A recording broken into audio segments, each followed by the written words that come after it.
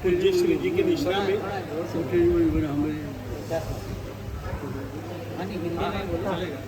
देखिएगा, एक खास मैं तो विनंती के लिए आया हूँ। वैसे पूज्य श्री जी ने स्वीकृति दी ही हुई है। भारत में पहला मंदिर बन रहा है, पहला ही मंदिर बन रहा है जिसमें कि 84 गच्छ के, क्योंकि अपना जो जिन शासन है उस जिन शासन में 84 गच्छ हुए श्रमण भगवान महावीर स्वामी जी से लेकर के आज तक।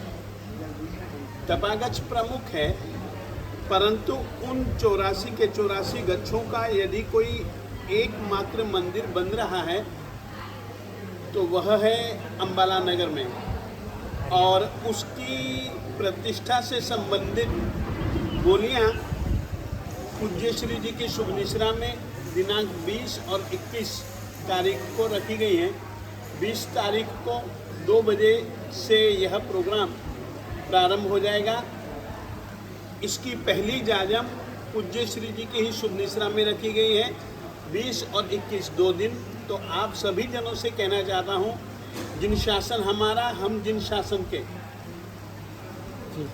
और एकमात्र यदि कोई आत्मा को तिरा सकता है, आत्मा का उद्धार कर सकता है, आत्मा को कर्मों से छुटकारा दिलवा सकता है, तो वह एकमात्र जिन शासन है।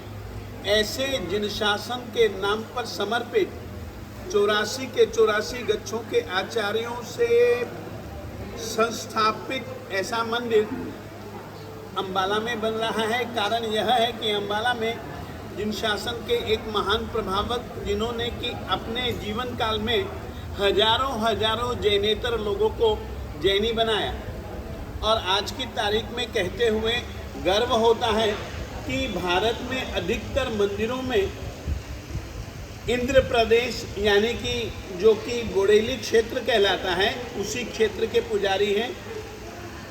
और इतना ही नहीं, जगह जगह बने हुए विहार धामों में साधु साध्वियों की भक्ति करने के लिए भी यदि कोई परिवार समर्पित भाव से सेवा करता है तो वे भी उसी क्षेत्र के ही हैं।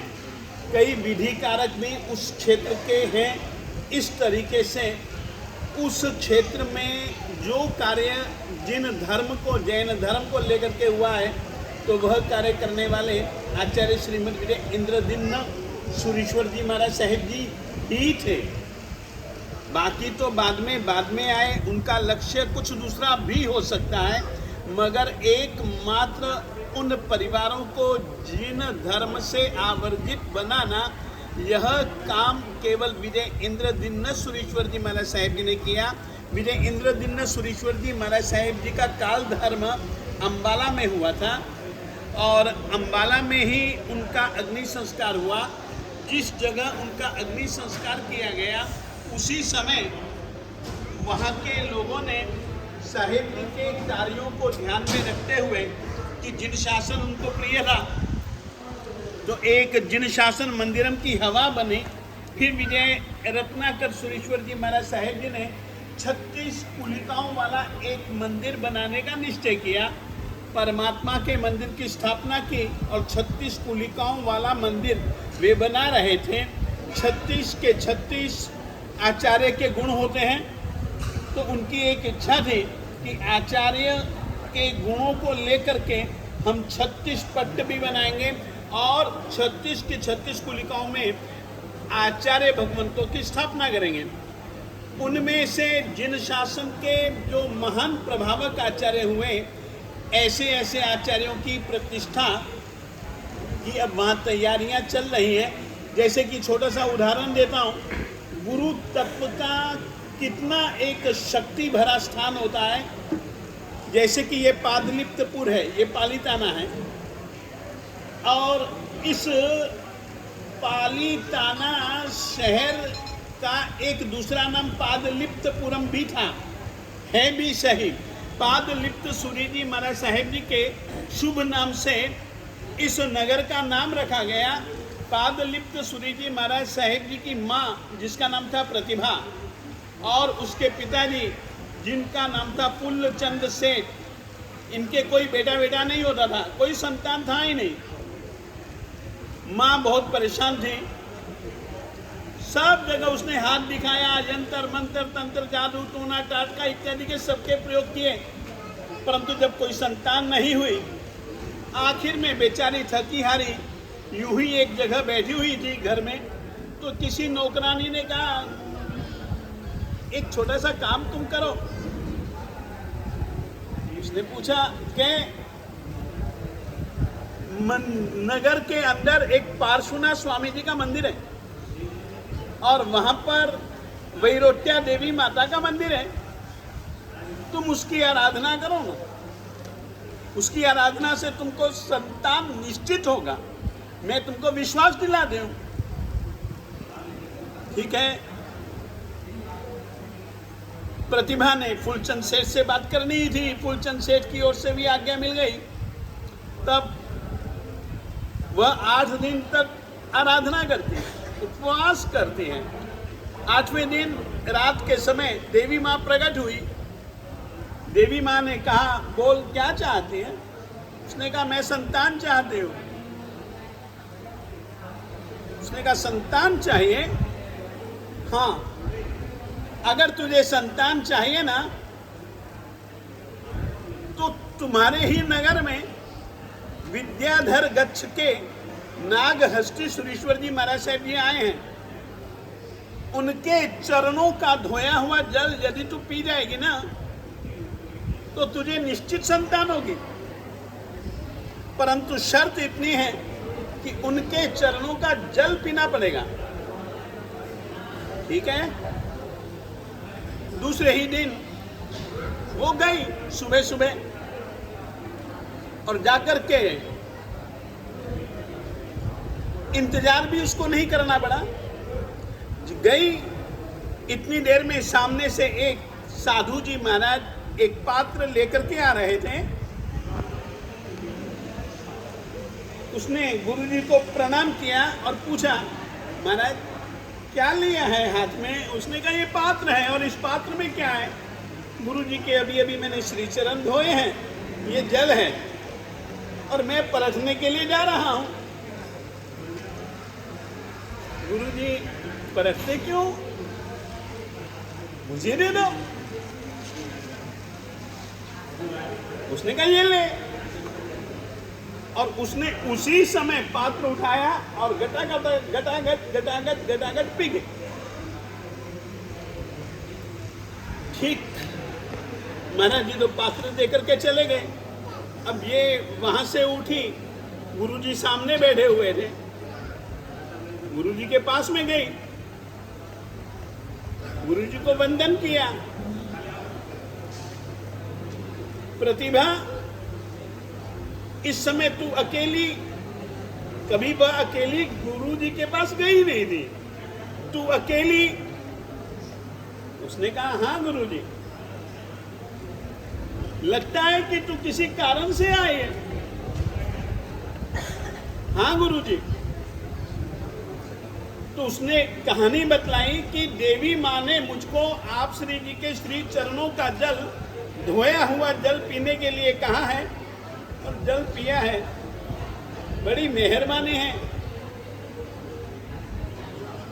गुरुजी ने कहा देख बात सुन, तूने मेरे से 10 हाथ दूर रहते हुए जल पिया, तेरा बच्चा 10 योजन दूर रहेगा तो उसका पालन पोषण होगा, नहीं तो वो मर जाएगा। और उसने कहा, सोच करके कहा तुरंत, उसने कहा गुरुजी यदि वह मर जाएगा तो फिर मेरे लिए किस काम का? वो पहला बच्चा आपको, वह पहला बच्चा आपको। तो गुरुजी ने तुरंत कहा प्रतिभा एक नहीं, तुझको 10 बच्चे होंगे। सोचिए, जहां एक बच्चे की भी संभावना नहीं, वहां पर नागहस्तेश्वरी जी महाराज साहब कहते हैं कि तुझे 10 बच्चे प्राप्त होंगे। और 10 योजन दूर यदि यह बड़ा होगा तो यह जी सकेगा। और सचमुच में गुरु जी की कृपा से उसको 10 बच्चे हुए। गुरु एक महान शक्ति है और ऐसी वो पहला बच्चा जिसका नाम था पादलिप्त, उसी के नाम से यह नगर, ये पालीताना, जिसका नाम पालित से पालीताना बसा, ऐसा जो नगर पालीताना, पादलिप्त सूर्य जी का नाम पादलिप्त और पादलिप्त के पहले उनका नाम पालित, यह उस तरीके से इस नगरी में यहाँ पर जितने भी साधु जी महाराज साहब हैं उन सब में पूज्य श्री जी हर दृष्टि से बड़े हैं। साधना की दृष्टि से, दीक्षा पर्याय की अपेक्षा से, साधना की दृष्टि से, तप की दृष्टि से, पुण्य की दृष्टि से, तो पूज्य श्री जी की निश्रा में त्रष्टमंडल उपस्थित हुआ था और पूज्य श्री जी ने जो विनंती स्वीकारी, मैं उसके लिए धन्यवाद प्रकट करने के लिए, कृतज्ञता प्रकट करने के लिए आया हूं। और मैं यही जानना चाहता था कि उस दिन हम क्या प्रोग्राम बनाएं, कैसे प्रोग्राम बनाएं, कितने बजे प्रोग्राम बनाएं। और पूज्य श्री जी ने बड़ी मेहरबानी की, आज मुझको यहीं पर से ही बोलने की और उस विषय की शुरुआत करने का जो स्वयं के श्री चरणों में बिठला करके मुझको जो एक अवसर दिया, ये पूज्य श्री जी की महानता मैं मानता हूँ, उदारता मानता हूँ। वैसे मैं आप लोगों को कहना चाहता हूँ, पूज्य श्री जी शासन सम्राट आचार्य श्री नेमी सुरेश्वर जी महाराज साहब जी के परिवार से संबंध रखते हैं। यह परिवार यानी पीली चादरिया का परिवार पंजाब के श्री गुरुदेव श्रीमद विजय वल्लभ सुरेश्वर जी महाराज साहब जी के से संबंध रखता है। और इन दोनों के बीच के यानी कि आचार्य श्री नेमी सुरेश्वर जी महाराज साहब और आचार्य श्रीमद विजय वल्लभ सुरेश्वर जी महाराज साहब जी के जो आपसी संबंध थे वो जग जाहिर हैं। और उस संबंध से भी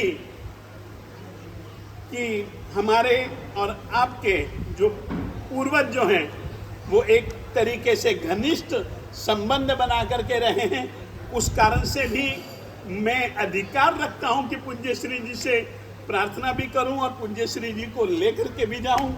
मगर पूज्य श्री जी ने जो स्वीकृति दी, ये पूज्य श्री जी की बड़ी उदारता, महानता और हम छोटे बच्चों के ऊपर एक प्रकार की मैं कृपा मानता हूं। मैं पूज्य श्री जी के प्रति कृतज्ञता और धन्यवाद प्रकट करता हूं कि बड़ी मेहरबानी की।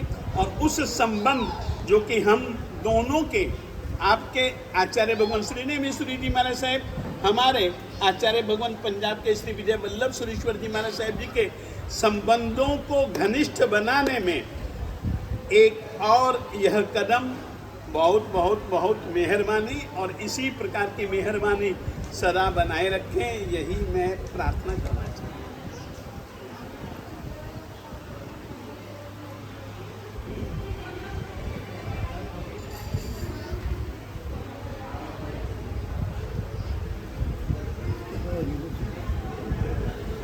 कल दोपहर 2 बजे झाझम था परसों परसों